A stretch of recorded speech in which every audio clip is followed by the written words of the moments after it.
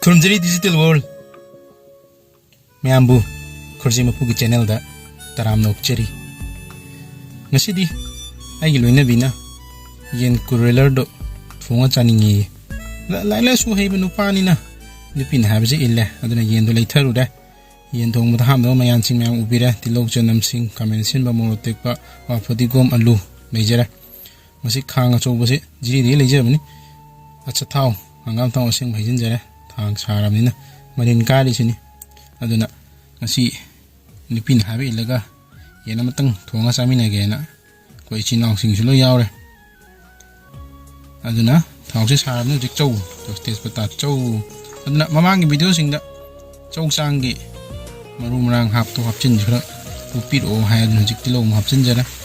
tilo hape mun ngobi ba video ni samjok samjin de hek sithan andai ba su yawi myam ngapi gani dum haungna ba mun ndi ngauje marum rang loi suna ba hapche ngasi gi video asi ai hana yen thongba jen haraga semjagra ngasi gi sina curler yen gi matang da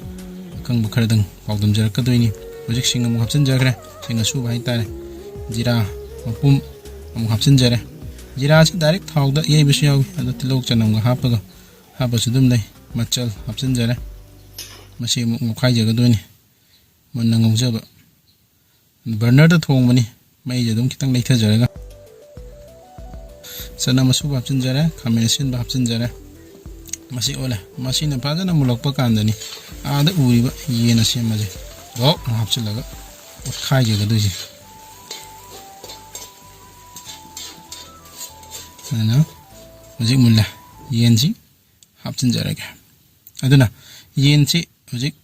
thongna kurular yen gi matang da akam khradang pawdum jarke yama wikipedia na haidi kurular yen asi chicken gi hybrid makhal amani Gurugram Haryana gi Cake Farms group na develop tobani hai kurular yen asi broiler anguba male ga Rhode Island red females ka natraga white leghorn males ka female Rhode Island reds ka crossbreed tawraga sembani hai scientific name da Gallus domesticus tobi haina palli Manipur da croiler haina dum hai aichu hai kona thengnar kan da kurular haibani si khangjabani hojik alu hapchen jare angang yagbani alu se dum pam na chai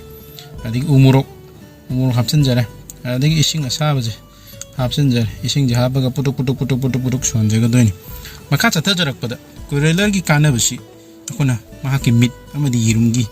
oina sijine kurular ye na si kitchen gi diet amadi agricultural waste hingba ngami haina ichema google na takpi chahi amada yirum chamaga yang khairom piba ngami akoi native indian yendi chahi amada yirum nipu mupi haina palli kurular gi unique genetic features samana maku disease resistance ohli kurular ye na si bioconverter of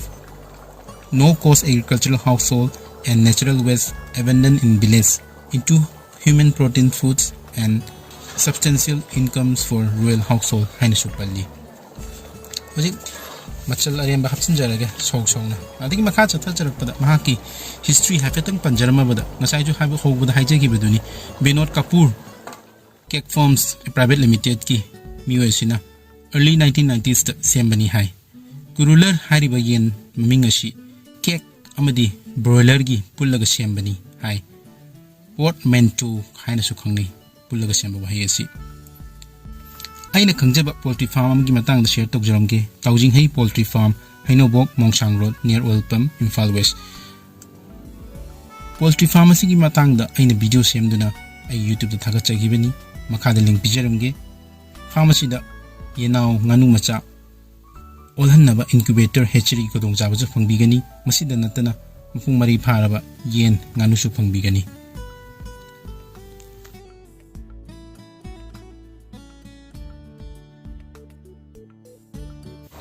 hojik sawbusi loisila abanina hojik awa padigom hapcharage padigom timing habeduni awa padigom hapchin jare masini